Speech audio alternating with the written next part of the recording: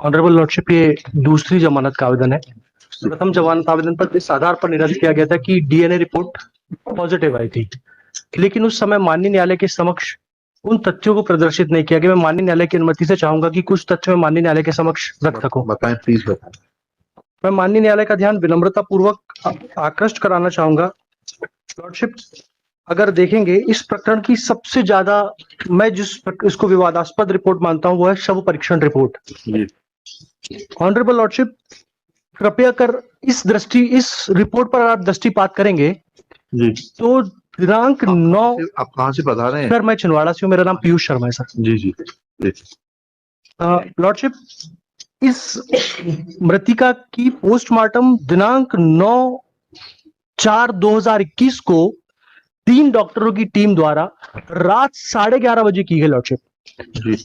सबसे पहला प्रश्न उठता है माननीय न्यायालय के समक्ष, ये माननीय न्यायालय के समक्ष अभियोजन ये बात नहीं बता पाया कि आपको रात 11:30 बजे, जहां पर पर्याप्त रोशनी और पर्याप्त प्रकाश की व्यवस्था उपलब्ध नहीं थी, बिना किसी मजिस्ट्रेट की परमिशन लिए आपने पोस्टमार्टम रिपोर्ट कैसे कंडक्ट की? पहला सवाल मेरा माननीय न्यायालय के समक्ष ये है। दूसरा लॉर्डशिप, ये कहते हैं अपनी ही इस रिपोर्ट में कि 100% बर्न इंजरी का केस है। लॉर्डशिप श्रीमान, माननीय न्यायालय से मैं इसी परीक्षा का तीसरा नंबर का जो पेज है उस पर आपका ध्यान आकृष्ट कराना चाहूंगा। ये लिखते हैं कॉलम नंबर 11 में बाहरी और भीतरी जननेंद्रिय, उसमें ये अलग स्याही से लिखते हैं एनएडी, जिसका अगर माननीय न्यायालय के समक्ष मैं अर्थ स्पष्ट करता हूं तो वो लिखते हैं कि नॉट एनी एबनॉर्मेलिटी डिटेक्ट, लेकिन अगले ही नीचे ही कोई अन्य व्यक्ति लिखता है कि vaginal slide prepared and sealed handed over to police lady Sangeeta. Lordship, रात 11:30 बजे पोस्टमार्टम हो रहा है, लेकिन फिर मैं माननीय न्यायालय का ध्यान विनम्रता पूर्वक आकृष्ट कराना चाहूंगा सर, संगीता युवनाती की जब्ती पर अगर आप दृष्टिपात करते हैं लॉर्डशिप, तो ये देखेंगे कि ये पोस्टमार्टम के पहले दोपहर 3:50 पर हो गई थी, जबकि पोस्टमार्टम रात 11:30 बजे हो रहा है। तो पुलिस के पास किसी भी महिला की वेजाइनल स्लाइड बनाने की क्या क्षमता थी? माननीय न्यायालय के समक्ष अभियोजन इस बात को स्पष्ट करने में पूर्णतया विफल रहा है कि पोस्टमार्टम पे तारीख बताइएगा सर। 9/4/21 को 3:30 पर वेजाइनल स्लाइड प्रिपेयर कर रहे हैं सर। अच्छा, लेकिन कॉलम नंबर 13 में आप देखेंगे, कॉलम नंबर 13 में नमूना सील की जगह संगीता अंकित है, लेकिन थाने की सील नहीं लगी हुई है। माननीय न्यायालय से मैं विनम्रता पूर्वक आग्रह करना चाहूंगा, मेरा निवेदन है सर, ये चूंकि मेरा पहला अवसर है इसलिए अगर कोई दृष्टता हो तो क्षमा करें। आप बिल्कुल आराम से बहस करिए सर। Don't worry. लॉर्डशिप, मैं पहली चीज, ये जो मैंने तैयारी की थोड़ी सी, डॉक्टर पारिक और मोदी हैं, इनके मुताबिक जब इन्होंने अपनी किताब लिखी थी जिस पर ये डॉक्टर्स पढ़ाई करते हैं, इनमें इन्होंने लिखा था कि शुक्र के धब्बों की परीक्षा। लॉर्डशिप, ये बताते हैं कि स्पर्मेटोजोआ, जिसको शुक्राणु कहते हैं, इसकी उपस्थिति जानना कोई सरल कार्य नहीं है। इसके विरोधी तत्व जैसे कपड़ों का प्रकार, पुरानापन और प्रयोगशाला में पहुंचने तक वे धब्बे किन परिस्थितियों से गुजरे हैं, इस चीज को माननीय न्यायालय के समक्ष बताना बहुत आवश्यक होगा। लॉर्डशिप, पहली चीज ये उठती है कि आप 9/4/21 को मृतिका की पोस्टमार्टम रिपोर्ट कंडक्ट करने से पहले बिना सील बंद लिफाफा तैयार करे वेजाइनल स्लाइड प्रिपेयर करते हैं। इस चीज का मेरी बात से रिलेवेंसी इस बात पर है, माननीय न्यायालय से मेरा विनम्रता पूर्वक आग्रह है सर, कि जो महिला 100% जल चुकी हो, आप उसके योनि मार्ग से शुक्राणु कैसे प्राप्त कर पाएंगे, जबकि जो स्पर्म होते हैं वो मतलब दाह के प्रति बहुत ज्यादा सेंसिटिव होते हैं, और जब कोई महिला 100% ही जल चुकी हो तो ऐसी दशा में प्रथम दृष्टया ये भ्रम और प्रथम दृष्टया संदेह उत्पन्न होता है कि जलने के बाद किसी भी महिला की वेजाइनल स्लाइड प्रिपेयर नहीं की जा सकती। ऑनरेबल लॉर्डशिप से मेरा दूसरा बहुत बड़ा निवेदन है सर, अभी मैं एक लेटेस्ट एक जजमेंट था जिसमें शरद बिरथी चंद का हवाला हुआ था, और एक हवाला आया था सर 1984 का 4 सुप्रीम कोर्ट ऑनरेबल माननीय उच्चतम न्यायालय का, पेज नंबर 116 है। इसमें माननीय उच्चतम न्यायालय ने कहा है कि किसी माननीय न्यायालय के समक्ष अगर आप कोई भी प्रकरण पेश करते हैं जिसमें आप परिस्थिति जन्य साक्ष्यों की बात करते हैं, तो माननीय न्यायालय के समक्ष अभियोजन को यह स्पष्ट तौर पर बताना पड़ेगा कि केवल आप कह देने मात्र से कि कोई व्यक्ति अभियुक्त है, कह देने मात्र से कि कोई रिपोर्ट अभियुक्त के खिलाफ है, आप उसको अभियुक्त साबित नहीं कर सकते जब तक कि आपके पास चेन बाय चेन, कड़ी बाय कड़ी और साक्ष्य बाय साक्ष्य माननीय न्यायालय के समक्ष संदेह से परे कोई चीज प्रमाणित नहीं होती है। लॉर्डशिप, ठीक इसी तरह की प्रकृति का मामला था Hemant versus state of Madhya Pradesh, और माननीय उच्चतम न्यायालय ने अभी रवि कुमार राहुल वाला केस था। प्लीज जी सर, ये कॉपी वर्सेस स्टेट सर ये वाली कॉपी सर को दीजिए।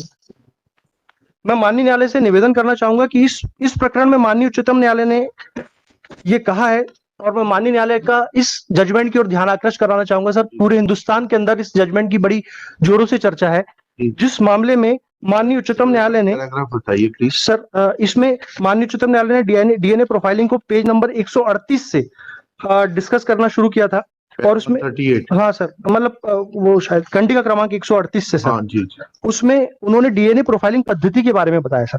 जी। माननीय उच्चतम न्यायालय का ऐसे मामलों के बारे में कहना था कि डीएनए किया जाता है, ये कोई बहुत बड़ी बात नहीं है, लेकिन डीएनए को करने के लिए और माननीय न्यायालय के समक्ष डीएनए की सत्यता को प्रमाणित करने के लिए इसकी आपको सबसे पहले ये बताना पड़ेगा कि जो स्लाइड है, जो नमूना है, उसको विधिवत संरक्षित किया गया, उसको विधिवत लैब तक पहुंचाया गया, क्योंकि डीएनए के ऐसे अणु होते हैं जो शरीर के किसी भी तरल भाग द्वारा गुजरते रहते हैं। इसी तरह डीएनए का पॉजिटिव आ जाना किसी अभियुक्त को दोषी ठहराए जाने के लिए पर्याप्त नहीं होगा जब तक कि ऐसी संपूर्ण परिस्थितियों को माननीय न्यायालय के समक्ष स्पष्ट ना कर दिया गया हो। लॉर्डशिप, इस पूरे प्रकरण में जो मैंने माननीय न्यायालय के समक्ष अभी प्रकरण प्रस्तुत किया है, उसमें भी 5 माह के विलंब के बाद ये जो सैंपल था पहुंचाया गया। लॉर्डशिप, इस प्रकरण में ना तो कोई सीलबंद लिफाफा है, और आफ्टर मतलब 4 माह के बाद सर ये इसकी डीएनए सैंपलिंग कराते हैं। ये इसकी रिपोर्ट आती है सर 20/9/2021 को। लॉर्डशिप, 20/9/2021 की आप रिपोर्ट देखेंगे, और 9/4 को महिला का पोस्टमार्टम रात 11:30 बजे हो रहा है। साहब 3 महीने तक ये कहां इस स्लाइड को रखे रहे बिना सीलबंद नमूने को जी थाने में रखा रहा। जी। थाने में जब आप रखे रहते हो तो नमूने से छेड़छाड़ करने की आशंका से इनकार नहीं किया जा सकता। और लॉर्डशिप, इस प्रकरण की सबसे बड़ी चीज ये आती है कि जब ये वेजाइनल स्लाइड और स्वैब बताते हैं, जबकि मैंने माननीय न्यायालय को पूर्व में निवेदन कर बताया था कि इन्होंने केवल सर स्लाइड प्रिपेयर की थी, स्वैब नहीं बनाया था सर। तो सर ये स्वैब इनको कहां से प्राप्त हो गया अतिरिक्त? इसका मतलब ये है कि अभियुक्त को झूठा बचाने के आशय से इन्होंने ये पूरी कथा रची है। लॉर्डशिप, इसके बाद जब ये जांच होती है, फिर ये स्लाइड वापस आता है। लॉर्डशिप, ये इसका ब्लड निकालते हैं। ब्लड इन्होंने निकाला, किस अवस्था में निकाला, कितनी मात्रा में निकाला, किस तो उसका तो मेमो होता है, बनता है सर। लेकिन मेरा माननीय न्यायालय से निवेदन है कि सर आपने तो ब्लड निकाल लिया, लेकिन इसके पहले तक हमको फंसाने की संपूर्ण कार्यवाही अभियोजन के द्वारा सुनिश्चित कर ली गई। आईओ एग्जामिन हो गया आपने? सर, आईओ से पूछा ये सब चीजें? सर अभी तो मैं माननीय न्यायालय के समक्ष डिले के लिए आया था कि हमारा ट्रायल नहीं हो पा बेल देने आए, बिल्कुल ठीक है जी। लेकिन ये सारे सवाल तो आप आईओ से पूछेंगे ना। मैं माननीय न्यायालय के समक्ष सैंपल प्रॉपर्ली सील नहीं किया गया, जी। डॉक्टर आएगा, डॉक्टर से पूछेंगे, ठीक है ना। और और सर आप उससे पूछेंगे, डॉक्टर से पूछेंगे कि 100% बर्न केस में जो है ये वेजाइनल स्लाइड बनाई जा सकती है कि नहीं बनाई जा सकती, what will be the impact of the burn injuries on the efficacy of the sperms or the DNA material which has been recovered from the vagina of the victim। तो ये सब बातें तो आप वहां पूछेंगे। मैं माननीय न्यायालय से एक विनम्रता पूर्वक और एक निवेदन करूंगा। आप घटना बताते हैं साहब, अभियोजन ही घटना बता रहा है, जिस दिनांक की घटना बता रहा है, ये बता रहा है सर। मैं माननीय न्यायालय से निवेदन करना चाहूंगा, माननीय न्यायालय ने अपने सुस्थापित सिद्धांतों पर बताया है कि जब आप कहते हैं तो संदेह से परे प्रकरण को माननीय न्यायालय के समक्ष प्रस्तुत कीजिए। नहीं, लेकिन सर, संदेह से परे नहीं है सर, ये प्रथम दृष्टया की बात कर रहा हूं सर। आप बता रहे हैं कि जो अप्रैल 2021 जिस समय पूरा लॉकडाउन लगा हुआ था, उस दिन आप लॉकडाउन के समय में घर में लड़की को अकेला छोड़कर कहीं जाते हैं। लॉर्डशिप, जब लॉर्डशिप वहां पे सब जगह लॉकडाउन लगा हुआ है, ऐसी दशा में कोई किसी व्यक्ति को अकेला नहीं छोड़ेगा। लेकिन तीसरी बात, मेरा माननीय न्यायालय से सिर्फ एक बात कहनी है कि जब आपके पास पोस्टमार्टम रिपोर्ट आ गई, आपने फैब्रिकेटेड स्टोरी बनाते हुए अभियुक्त को ब्लड सैंपल कराया, जिसमें भी काफी विलंब हुआ। ऐसी दशा में अभियुक्त माननीय न्यायालय से रहम की पात्रता रखता है, क्योंकि इसका सर कोई आपराधिक रिकॉर्ड नहीं है। माननीय न्यायालय से मेरा इस बात के लिए भी विनम्र आग्रह है कि सर आज एक जो लड़का बहुत मेहनत कश मजदूरी के साथ अपना जीवन यापन करता है, उसको जिन आधारों पर माननीय न्यायालय के समक्ष उसका प्रकरण प्रस्तुत किया गया है, वो रहम के आधार पर और इस सद्भाविक आधार पर कि उसको लगभग 1 वर्ष हो गया है, ऐसी दशा में भी हम शायद माननीय न्यायालय से रहम की पात्रता रखते हैं। सर जो जितना आर्गुमेंट ले रहे हैं सर, उससे तो सब डॉक्टर और आईओ ही बता पाएगा। बाकी मेरिट पे तो सर जो दो विटनेस हैं, इसने पूरा बताया इसके क्या ऊपर। बताया, पढ़िए। और जो ये डिसीज है sir, aged about 15 years of age. लड़की तो माइनर है ना, हाँ, consent तो 18 आएगी से नहीं। 15 साल की है Well, sir. that's what I'm saying. Consent. और डीएनए रिपोर्ट उसमें लिखिएगा. After hearing learned counsel for the parties and going through the record, it is evident that first bail application was dismissed due to finding of the concerned SFSL laboratory that DNA material found on the vaginal slide matches with the DNA material collected from the present applicant. Full stop. There is no change of circumstance.